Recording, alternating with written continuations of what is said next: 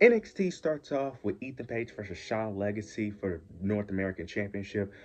This was a really good match. This was a really good match. Shawn Legacy ended up winning like a fatal four-way number one contendership match. So this is why this match happened. This was a really good match. I am really buying into Shawn Legacy more and more. I hope they continue to keep pushing him because based off, the short sample size we have, he's pretty decent on the microphone, and the guy could go in the ring. So this was a really good match. Really enjoyed it. Ethan Page ends up picking up the victory, but then afterwards we end up getting Ricky Saints coming in, attacking Ethan Page. He ends up attacking him all the way into Gorilla. This was overall a really good segment. Really good opening to start off the show. I really enjoyed it. Ricky Saints is still in the title picture. He wants, revenge because Ethan Page ended up injuring him. He's still playing the injury of his throat due to Ethan Page ended up hitting his finisher on a steel chair. So I'm enjoying what they're doing here.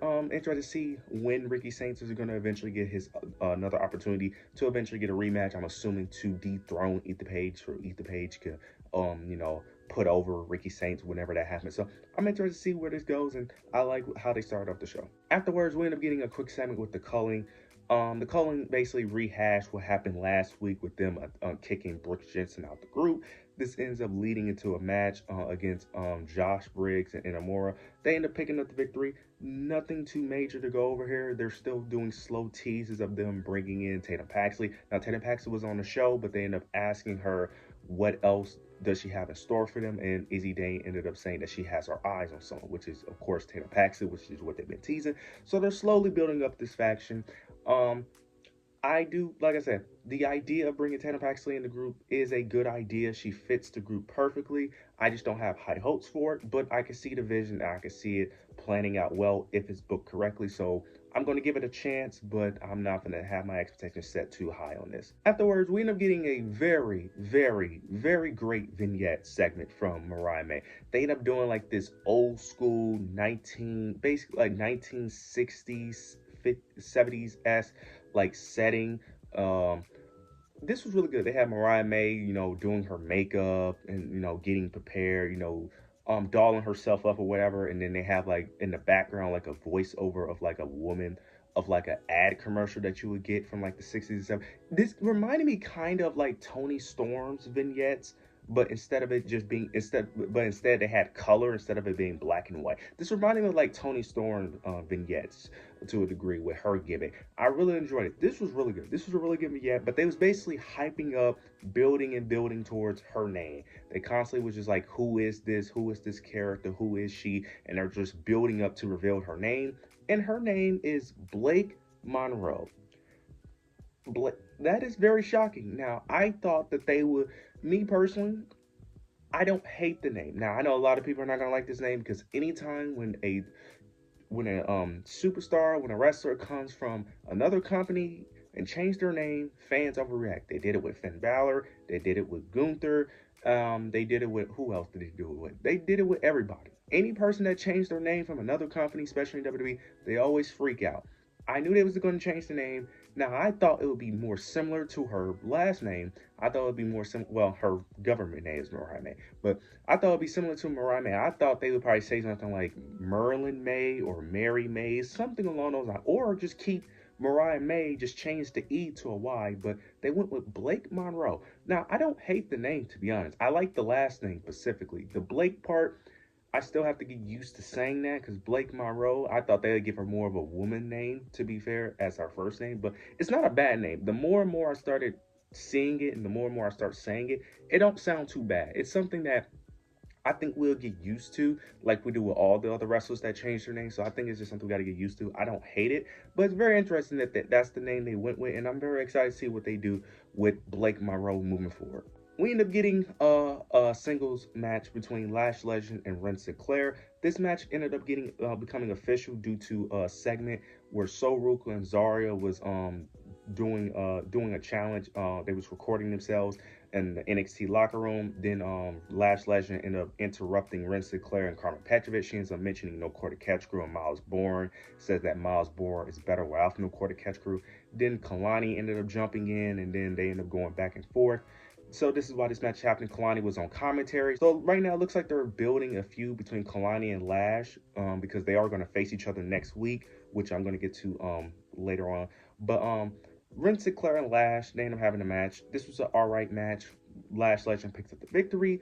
Nothing more, but it looks like they're building something between Kalani and Lash, which I do think can actually be somewhat exciting because they are going to have a match next week for a potential opportunity to fight at Evolution. So that should be very interesting. Now, I don't know if they're building this rivalry just for that match specifically. I hope not, because Kalani isn't doing anything. Lash isn't doing anything. Have them feud.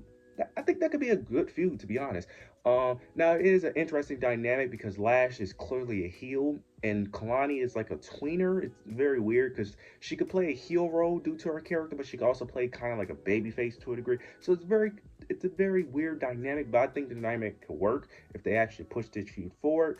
But I'm interested to see where it goes, but hopefully it does lead into a feud because I think it could actually be entertaining. Now we end up getting a NXT Women's Championship match between Lainey Reed, I think that's her name, versus JC Jane. This match ended up getting official due to Lainey Reed ended up slapping JC Jane. It was in a segment with Ava, JC Jane, and Lainey Reed. She ends up slapping her. She continues to keep calling JC Jane the most beatable champion ever. So JC Jane wants to prove herself. So this is why this match happened. This was a really good match. This match actually impressed me. I did not have high hopes for this because JC Jane is decent in the ring, but she isn't going to carry you to a great match. And then Lainey Reed, I had no expectations of her because she's new, so I didn't know what to expect. But this was a really good match.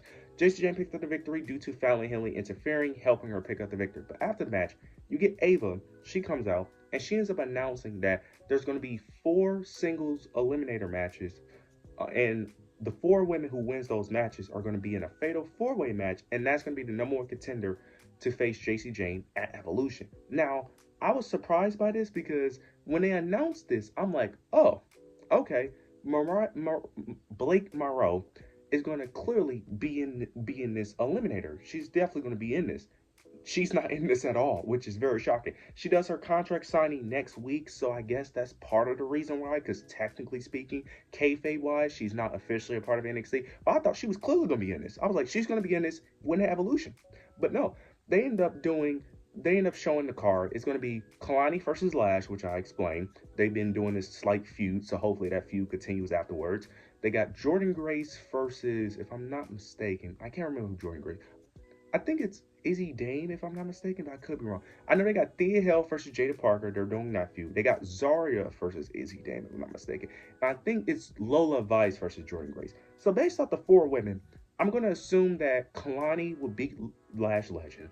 Zarya will, of course, beat Izzy Dane. Jada Parker will probably beat Thea Hale, and then you have Jordynne Grace beats Lola Vice. Now, I don't know why Jordynne Grace is in this. I thought she was called up to SmackDown, but who knows? Maybe that was fake news. Maybe Stephanie, Julia, and only Roxanne Perez got called up. I thought all 4 of them got called up, but I'm assuming if this is the women are going to have, Jordynne Grace has to win this, right? Especially for Evolution. I just don't see no other reason why anyone else will win, especially if you want to stack that card, because I assume that for the Women's Evolution pay-per-view, you want to stack that card with star power. That's why I thought Blake Monroe will be the one in this match, because you could easily put the title on her, have that be a big moment for the Evolution pay-per-view.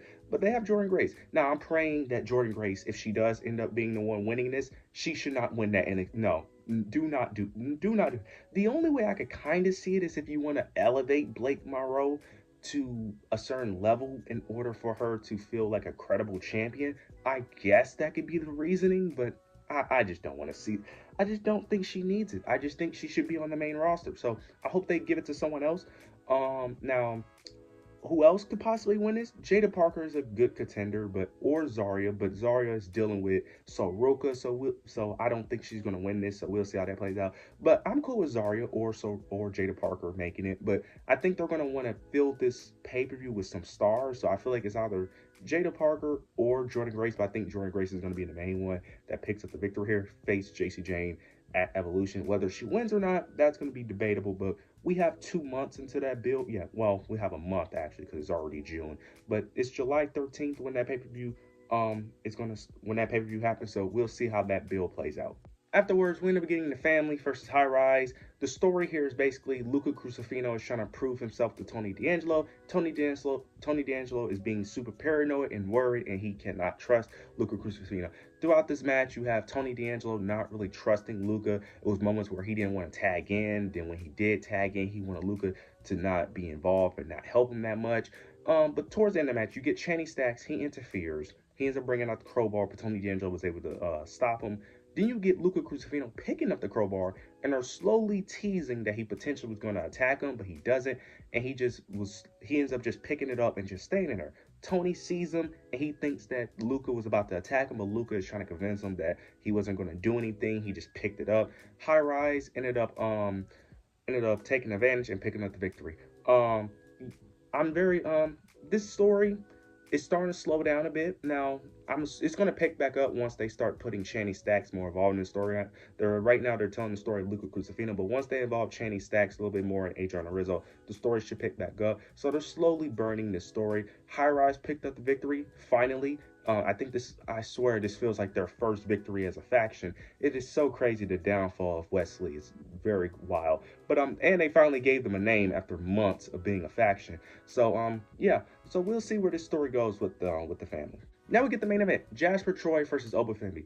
This was a really good match. The story they was telling her was Jasper Troy being the very dominant force, while Obafemi is the one being injured because before the match in the NXT parking lot, which is one of the most dangerous places ever, Obafemi ended up getting attacked by Jasper Troy. He ends up choke slamming him through on the windshield of a car, which was insane. So they ended up playing an Obafemi rib injury.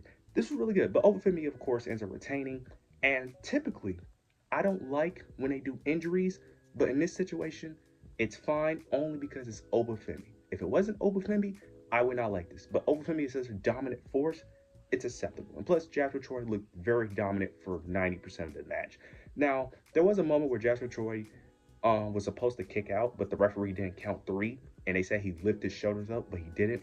So I'm assuming he was supposed to kick out and then take another power bomb because Obafemi ends up doing a pop-up power bomb, pinning him, but Jasper didn't kick out.